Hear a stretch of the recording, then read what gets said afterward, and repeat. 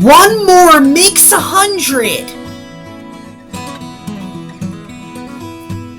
It was the middle of the summer on the island of New Florida, and the sun was shining and the birds were singing. The trains were being really useful on the tracks with their passengers, freight, and preschool products. First-class passengers were enjoying the scenery as much as they can, while the trains made their way along the line.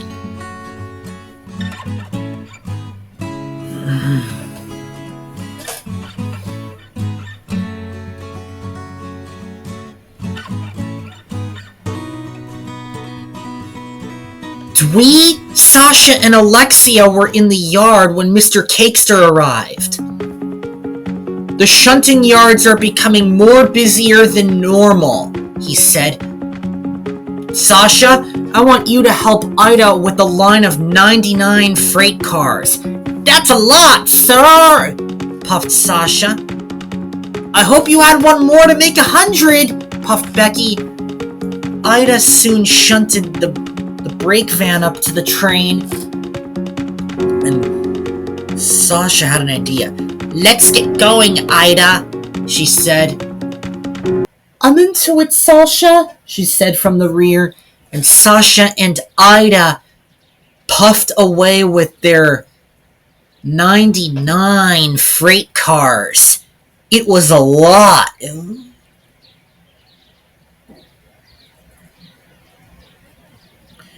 I'm much stronger than everyone else is, boasted Sasha, and then they steamed into the countryside.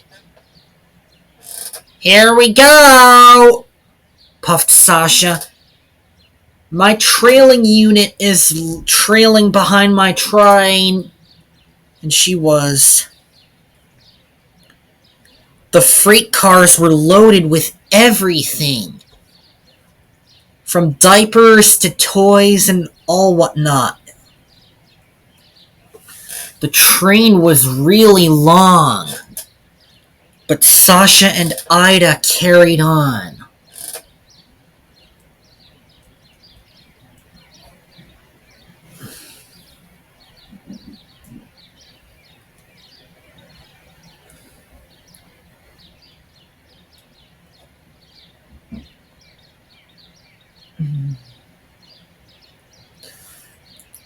The wagons were long, and the engines on both ends pulled and pushed with all of their might and multiple unit control.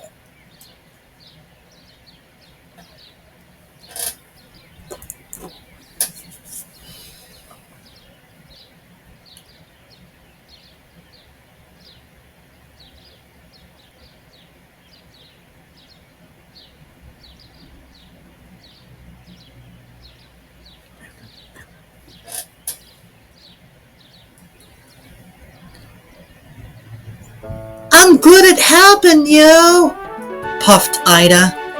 Thanks, Ida. You are too. Keep up the good work, Sasha, she said. We'll make it down to the end of the line soon, said Sasha's driver. When they passed the park, there was a little bit of trouble. The center beam's coupling broke. Oh no! Cried Sasha. I can let go, said Ida. Meanwhile, Alexia was delivering horse manure to Flatport. But the points were broken ahead. Then it happened. Oh no! Cried Alexia. I didn't expect this to happen. Scruffy had broken. Watch out! Called Sasha. I can't stop!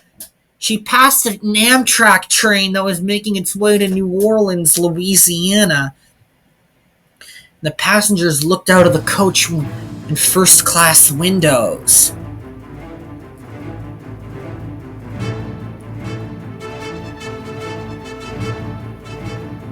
Sasha and Ida's train was rolling with no engine. "Where's the engine?" asked one of the first-class passengers. "Looks like they're gone."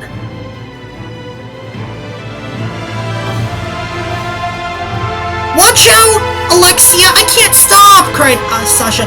"This is gonna hurt!" said Alexia. And it did! "You smashed my cab!" she whined. The troublesome trucks laughed.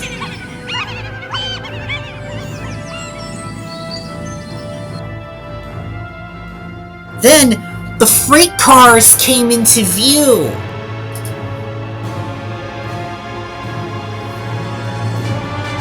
"Sasha, watch out!" called Alexia, but it was too late! Then Ida came by. "I can't stop!" she cried. But it was too late!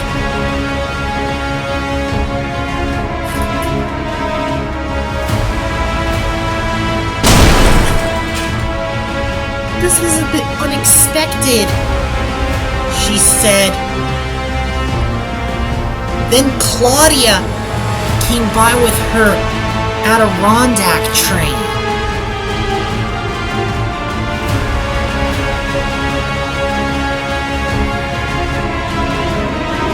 And then Megan came by with nuclear waste. Then the nuclear alarm went off. But it was too late! "Oh no!" cried Megan and Claudia. "This can't be good!"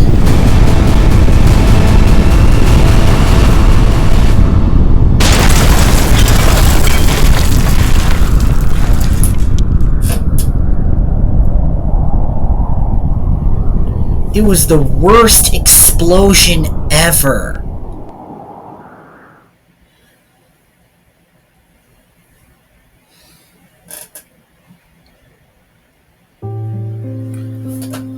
Luckily, no one was hurt, but the unharmed freight cars stayed on the tracks, but the others were derailed. "This is the worst mess I've ever had," said Claudia. The troublesome trucks were concerned. "I'm sorry my tank car's derailed," said Megan. "And I'm sorry too," said Claudia. Then Dwee was shocked. Then Dwee pulled Ida back onto the rails.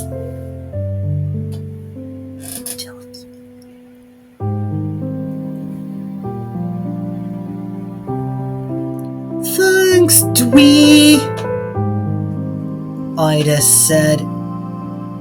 While the mess was being cleared up, Mr. Cakester had a job for Becky.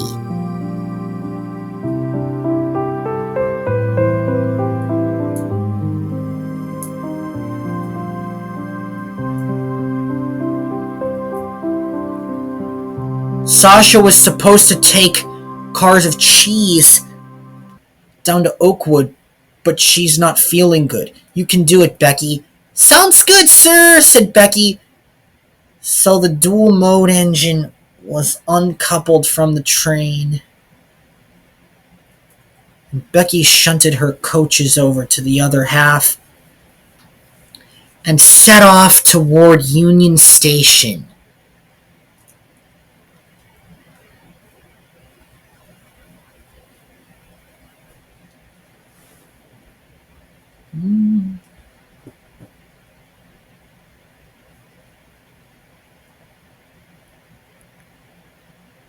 When she arrived, it was really busy.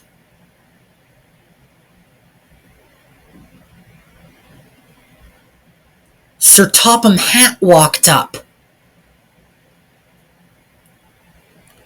"There's a load of cheese in the siding," said Sir Topham Hatt. "It's really stinky, so take care of it," he said. Becky hooked up to the freight cars of cheese, and she set off. The cheese was stinky and gross. Then Becky stopped near the Flatport Library. The girl was throwing tantrums.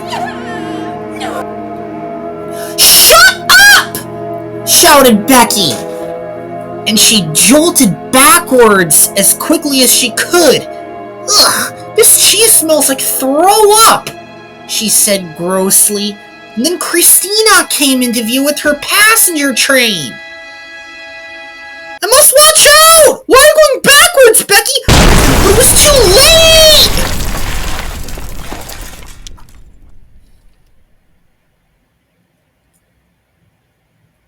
"Sorry, Christina," Becky said. "This cheese is so smelly. It smells like someone threw up in it."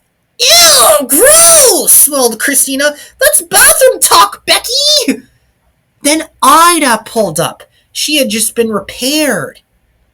The train cars had new cheese in it, and it wasn't smelly at all. "I'm sorry, Becky. I didn't know your cheese smells like vomit," said Christina. Then Becky had to collect a goods train. She buffered up and set off onto the main line.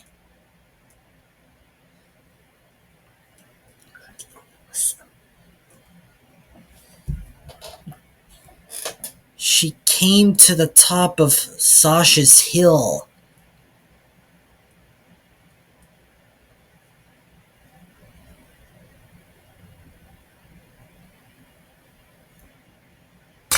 Then her tender drawbar broke. "My tender!" screamed Becky. Then Lauren puffed by with some mechanics to repair the broken points. "Coming through," said Lauren, "but it was too late!"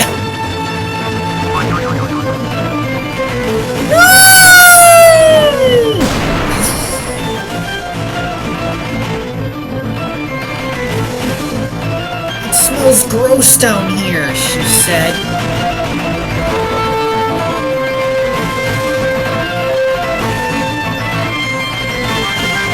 Then Becky's runaway cars rolled down the line and clattered non-stop.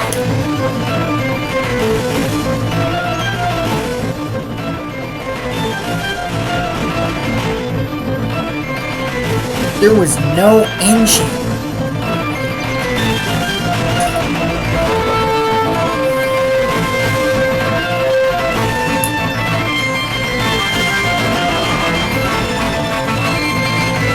A few minutes later, Dwee came to the rescue, and she pulled Lauren and her coaches back onto the rails and saved Becky's tender.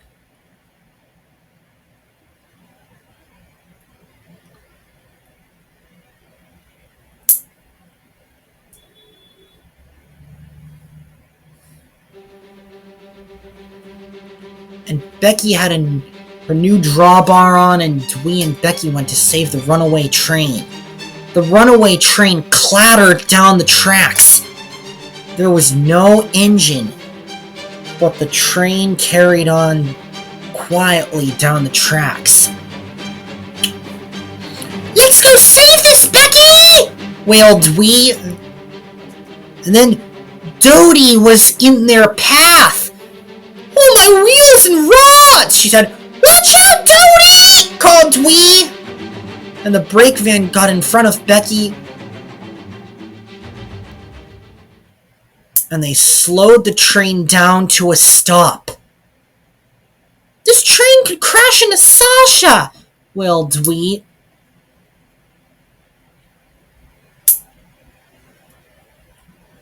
Then Sasha came by.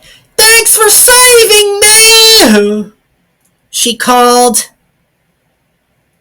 She puffed by with her limited express.